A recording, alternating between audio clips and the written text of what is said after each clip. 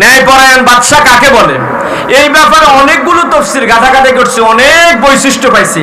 আপনাদের কাছে আমি 4টা বৈশিষ্ট্যের কথা বলবো।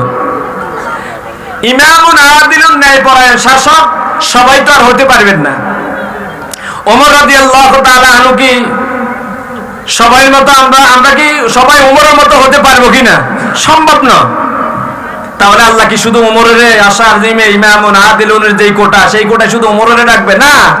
ওলামায়ে কেরামের বক্তব্য হলো, তাফসীর হলো এটা, আপনি যেখানে যে দায়িত্বে আছেন সেই জায়গায় যদি আপনি ন্যায়পরায়ণতা অবলম্বন করেন, আপনিও আরশ আজিমের ছায়াতলে স্থান পাবেন।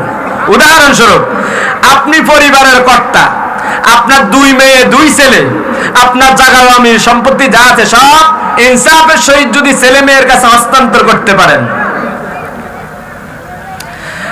আপনি হাই স্কুলের প্রধান শিক্ষক, সকল শিক্ষকের প্রতি যদি আপনি ইনসাফ কায়েম করতে পারেন, আপনি ইউনিয়ন পরিষদের মেম্বার, আপনার দলের এবং বিরোধী দলের সকল মানুষের প্রতি যদি আপনি ইনসাফ কায়েম করতে পারেন, আপনি লক্ষ্মীপুর 4 আসনের এমপি, আপনার দলের আপনার বিরোধী দলের যারা আপনাকে ভোট দিয়েছে তারা যারা দেয় নাই তাদেরকে সমানভাবে যখন বিজিএফ কার্ড বন্টন করবেন, সমানভাবে যখন আপনি আপনার সরকার থেকে প্রাপ্য সম্পদগুলো যথাযথভাবে বন্টন করবেন, তখন আপনি ইমামুন আদিলুন হিসাবে, ন্যায়পরায়ণ শাসক হিসাবে, ন্যায়পরায়ণ অভিভাবক হিসাবে আরশ আজিমের ছায়াতলে স্থান পাবেন।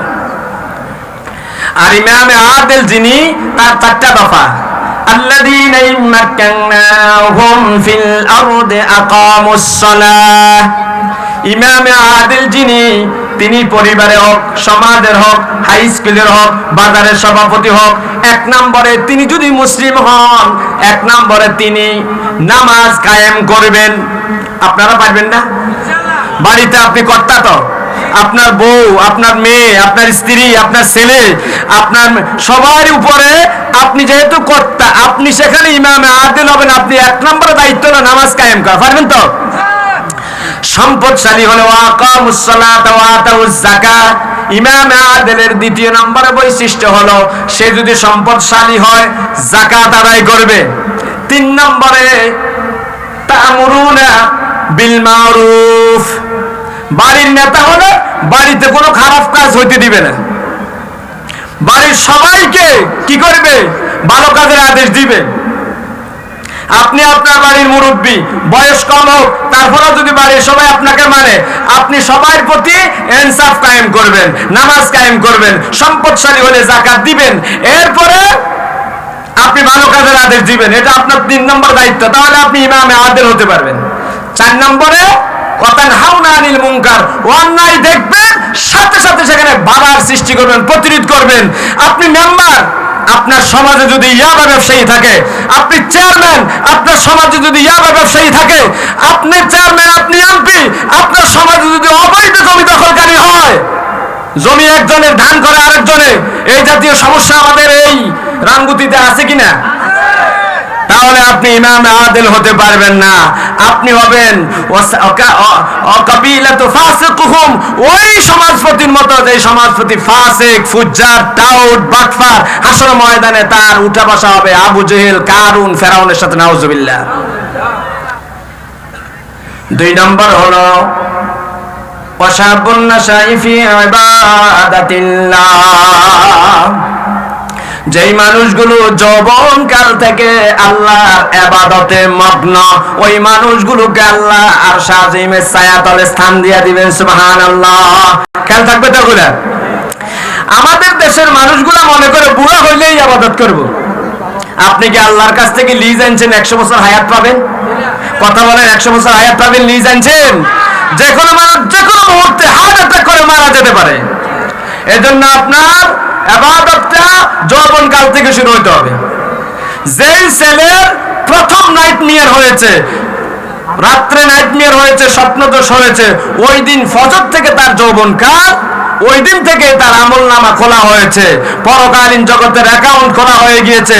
ওই দিন থেকে আল্লাহর প্রত্যেকটি ফরজ, ওয়াজিব এবং হারাম হালাল সবকিছুর হিসাব দিতে হবে। যেই মেয়ে প্রথম মিন্স হয়েছে ওই তারিখ থেকে পবিত্র হওয়ার পর থেকে মৃত্যুর আগ পর্যন্ত তারপর পর্দা ফরজ, তারপর নামাজ ফরজ, রোজা ফরজ, স্বামীর খেদমত ফরজ, তারপর ইসলামের অন্যান্য আকামগুলো ফরজ। এই যৌবনকাল যেদিন থেকে যৌবন শুরু হয়েছে, মেয়েদের শুরু হয় সর্বনিম্ন 9, ছেলেদের 12, উপরে ছেলেদের 18, মেয়েদের 16। তাহলে 9 থেকে 18-র ভিতরে এই টাইমটার ভিতরে ছেলে হোক মেয়ে হোক তাদের যৌবনকাল শুরু হয়ে যায়। এই যৌবনকাল থেকে মৃত্যুর আগ পর্যন্ত যারা ইবাদত করবে তারা আরশে আজিমের ছায়াতলে স্থান পাবে। সুবহানাল্লাহ।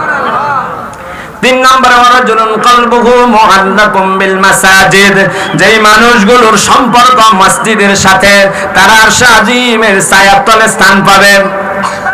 আমরা তো এখন মসজিদের লগে সম্পর্ক নেই, সম্পর্ক হলো ক্লাবের লগে। ক্লাব কিসের লগে? ক্লাবের লগে। রাজনৈতিক দলের অফিসে অফিসে মানুষ পাওয়া যায়, মাগরিবের টাইমে এশার টাইমে মুসলমান পাওয়া যায় না। আপনার ক্লাবের রাজনৈতিক সমাবেশে থাকা বড় না আযান দিলে মসজিদে যাওয়া বড়? কথা বলেন বাবারা ভাইরা, কথা বলেন। আমরা কোরআন শরীফ থেকে হাদিস শরীফ থেকে কথা বলতে এসেছি, কোন নেতা নেত্রীর গুণকীর্তন গাইতে এখানে আসি নাই। তাহলে বিশ্বনবী বলেন আরশে আজিমের ছায়াতলে 3 নম্বরে তারা স্থান পাবে যারা আযান দেওয়ার সাথে সাথে কই চলে যায়। ওয়ারাজুলুন কলবুহু মুআল্লাকুম বিল মাসাজিদ। পারবো তো বাবারা ভাইরা মসজিদের দিকে যেতে? কারা কারা আযান দিলে মসজিদে যাবে একটু দুই হাত তুলে দেখায়। নারে তাকবীর, আল কোরআনের আলো আপনামায়। قال رسول الله صلى الله عليه وسلم إذا رأيتم الرجل يتعاهد المسجد فأشهدوا له بالإيمان। বিশ্বনবী ফরমায় ও আমার সাহাবীরা রে, যারা সকাল সন্ধ্যায় মসজিদের খোঁজ খবর রাখে এই মানুষগুলো যখন ইন্তেকাল করবে তখন তোমরা সাক্ষী দিও এই মানুষগুলো ঈমানদার। সুবহানাল্লাহ। এখন আমরা মারা যাওয়ার পরে কই এই লুকিজা কেরম ছিল, হয়তো দেখা গেছে গতকাল এশার নামাজও পড়ে না, কিন্তু হুজুর বলছে যারা সকাল সন্ধ্যা মসজিদে যায়, মসজিদের খোঁজ খবর রাখে, নামাজও পড়ে, ইমাম সাহেবেরও খোঁজ রাখে, মসজিদেরও খোঁজ রাখে, ফ্যান কয়টা আছে, বাতি কয়টা আছে, কি কি লাগবে, এই জাতীয় যারা খোঁজ খবর রাখে ফাশিদু লাহু বিল ঈমান, তোমরা সাক্ষী দিও এই লোকগুলো ঈমানদার। আচ্ছা, আজকে থেকে মসজিদের খোঁজ খবর কারা কারা রাখবেন একটু হাত তুলুন স্যার, হাত নামান। এটা ফানজেগারে মসজিদ হোক আর জুমা মসজিদ হোক, রাখবেন তো? قال رسول الله صلى الله عليه وسلم من بنى لله مسجدا بنى الله له بيتا في الجنة। আল্লাহ রাসূল ফরমায় যারা আল্লাহকে রাজি খুশি করার জন্য মসজিদ বানায়, কোন কি বলছি, যারা আল্লাহর সন্তুষ্টির জন্য মসজিদ বানায় আল্লাহ পাক তাদের জন্য